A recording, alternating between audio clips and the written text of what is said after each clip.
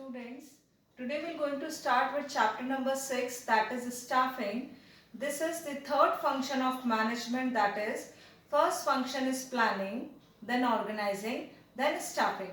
We have already understood the meaning of staffing, that means putting a right person on the right job is known as staffing. Now, staffing function is ordinarily being performed in all the kinds of businesses because often new jobs are being created and old jobs are being vacant due to the several reasons, say death, illness, retirement. That is why staffing is an important function of each and every business organization.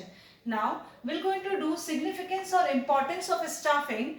First one is obtaining competent personnel. Okay, with the help of performing staffing function, we can obtain qualified and capable candidates for our organization.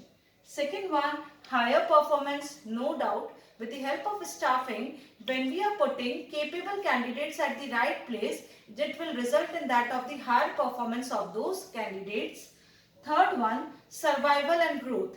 Our success, our survival and growth of any of the organization depends upon the employees. Therefore, with the help of staffing, when we are putting right person on the right job, it will just lead to that of survival and growth of our business organization.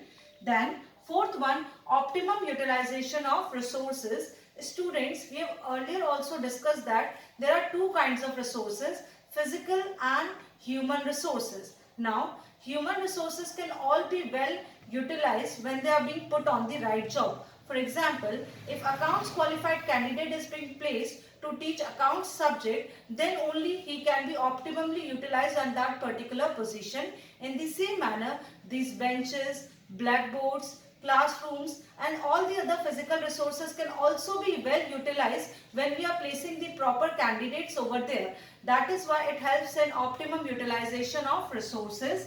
Next one, improves job satisfaction.